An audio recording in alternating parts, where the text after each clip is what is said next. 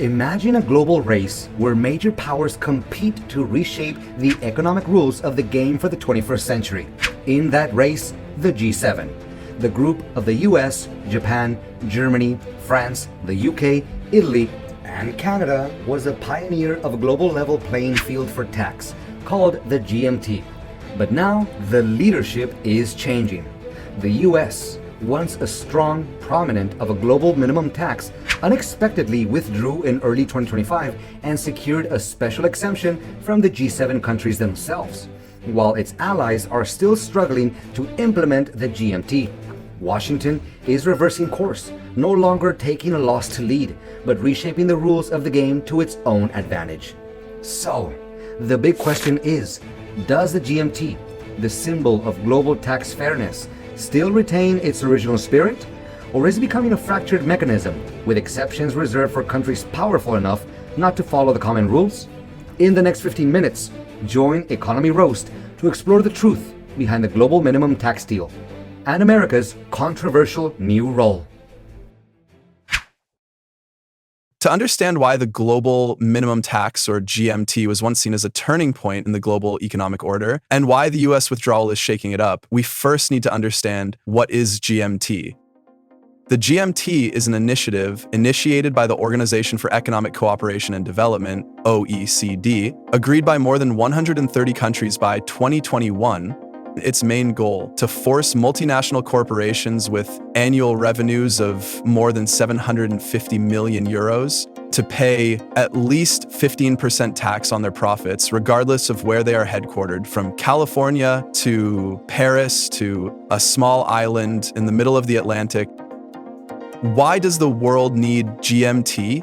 For years, corporations like Apple, Google, and Amazon have optimized profits by shifting cash flows to tax havens like Ireland, Bermuda, and the Netherlands. A typical example: in 2016, Apple was found to have paid only 0.005% tax in Ireland, leading the European Union to demand a refund of up to 13 billion euros. As a result, major economies, including the US, lose hundreds of billions of dollars each year due to shifting profits abroad. According to the OECD, tax havens cause a loss of $100 to $240 billion each year, equivalent to 14% of total global corporate tax revenue. The GMT is designed based on two pillars. Pillar 1, reallocation of tax rights. Countries where revenue is generated have the right to collect taxes instead of just the country where the headquarters is located. Pillar 2, applying a global minimum tax rate of 15% with a top-up tax mechanism. If a corporation pays less than 15% tax in a certain country, the parent country can collect the difference. But by 2025, that has changed. The US, once a pioneer in setting the GMT, has withdrawn from the agreement and has secured exemptions from the G7 countries themselves. Domestic regulations such as GILTI, which were adjusted to align with the GMT, are no longer required. Washington is no longer in a lead and drive role, but is shifting due to concerns about losing its competitive edge and internal pressures. Meanwhile, its European and Japanese rivals are still obliged to comply. This raises a big question. Is the GMT still a fair global mechanism, or has it become a flexible order that only those strong enough to break free from the common rules? On June 28, 2025, the G7, including the US, Canada, France, Germany, Italy, Japan, and the UK, reached a landmark agreement regarding the US withdrawal from the Global Minimum Tax (GMT) agreement. The agreement, which was promoted by the Organization for Economic Cooperation and Development, OECD, aims to ensure that multinational corporations pay a minimum tax of 15% on their global profits, regardless of where they are headquartered. However, the US withdrawal has raised concerns about the potential for tax conflicts among G7 countries, especially when the US threatens to impose retaliatory tariffs through Section 899, a law that allows the US to tax foreign companies if they apply GMT to US companies. To address this situation, the G7 countries have agreed to adopt a side-by-side model, allowing US companies to comply with current US tax regulations without being subject to GMTs from other G7 countries. And the US committed to removing Section 899 from its tax bill, effectively eliminating any threat of retaliatory taxes. This marks a pivotal moment for maintaining economic stability and deepening cooperation among major economies.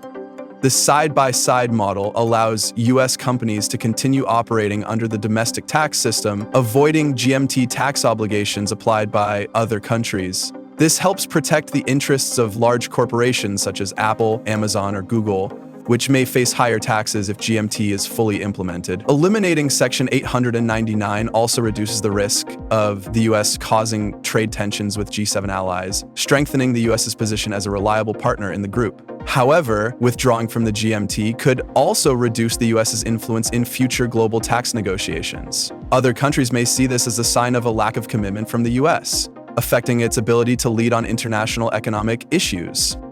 For Canada and the UK, two countries that strongly support the side-by-side model, they believe that the system will bring stability to the investment environment. By exempting US companies from the GMT, they avoid the risk of US retaliatory tariffs that could harm their businesses operating in the US. In addition, maintaining a stable economic relationship with the US helps strengthen Canada and the UK's position in global trade and supply chains. UK Chancellor of the Exchequer, Rachel Reeves, stressed that the side-by-side agreement and the removal of Section 899 would help alleviate concerns from UK businesses about the threat of retaliatory tariffs from the US.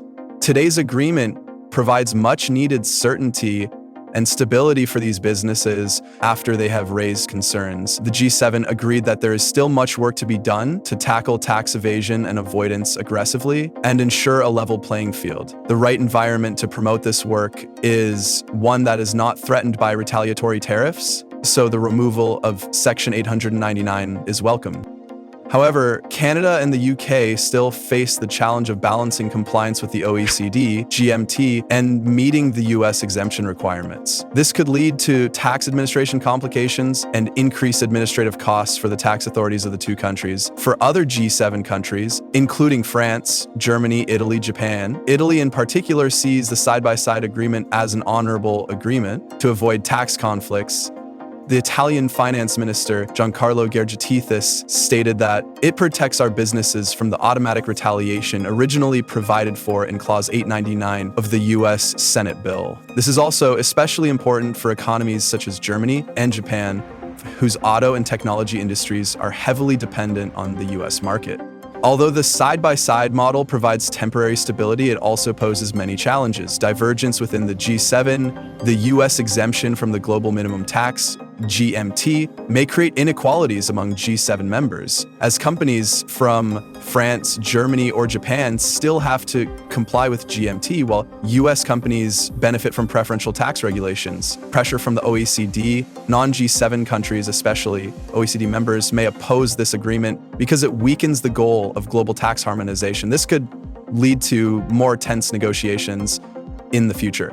In the long term, the side-by-side model may reduce the effectiveness of GMT, as multinational corporations could exploit differences between tax systems to optimize their profits. The GMT exemption helps US corporations save billions of dollars in tax costs, a hidden incentive when competing with rivals from Europe or Japan. But that joy may be short-lived. Many non-G7 countries, such as India, Brazil, etc., are considering imposing additional taxes, top-up taxes, to protect budget revenues, which may increase the operating costs of US businesses in the near future. In addition, simultaneously complying with the US domestic tax system and GMT at different branches is making compliance costs more complicated than ever. Next is the legal risk. Countries that are already compliant with GMT, such as Ireland and Singapore, have the right to request inspections, impose additional taxes, or initiate lawsuits if they find US companies evading tax obligations in tax havens. The lesson of 2016 is still valid. Apple was once required by the EU to repay 13 billion euros in preferential taxes. The reputational risk cannot be underestimated either. US companies are being criticized by organizations that advocate for fair taxation, such as the Tax Justice Network, for breaking the spirit of global cooperation. Information from Globe Newswire indicates that corporations such as Apple, Amazon, are facing pressure from ESG investment funds such as BlackRock, Vanguard, demanding transparent tax compliance. Otherwise, they may have their credit ratings reduced or their capital withdrawn. By 2025, companies are under increasing pressure to be transparent about environmental, social, and governance issues. 2014, and in the international competitive game, today's advantage could become tomorrow's burden. Rivals in France, Germany, and Japan are lobbying their governments for similar exemptions, or worse, erecting retaliatory trade barriers. If these tensions escalate, a tax war between major economies could well return, with the US at the epicenter of the chain reaction. But more worrying are the longer-term risks. As the US exits GMT, other countries could follow suit, fragmenting the global tax system. Tax competition could flare up again, and the seemingly level playing field could quickly become bogged down by exceptions and privileges. Meanwhile, suppliers in Europe and Japan, already subject to higher tariffs, could raise their prices, driving up supply chain costs, supply of US businesses themselves.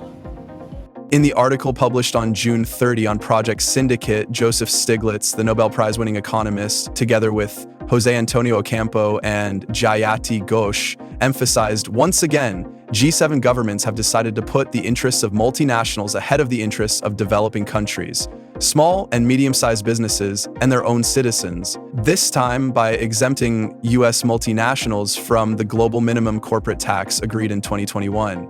The US must not be allowed to dictate global policy.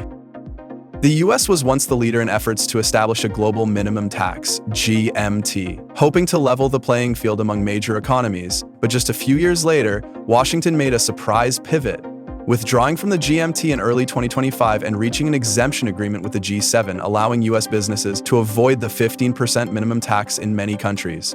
The move sent an unmistakable message: global rules can be changed if you are strong enough. The GMT, once hailed as a historic step forward in international tax cooperation, is now being bent to national interests rather than upholding the principle of share and compliance. Is this a sign of a failure in the global tax order, or a strategic move by the US to reshape the rules of the game in a more favorable direction for itself? It can be said that the GMT is no longer a level playing field. As exceptions begin to emerge, loopholes are exploited, and confidence in a fair system can quickly collapse. Developing countries who once hoped the GMT would boost revenues from global corporations now have reason to be skeptical. The future of global taxation will be determined not by rules on paper, but by negotiating power, geopolitical position, and strategic interests. And in this game, not everyone has the right to demand fairness. If not big enough,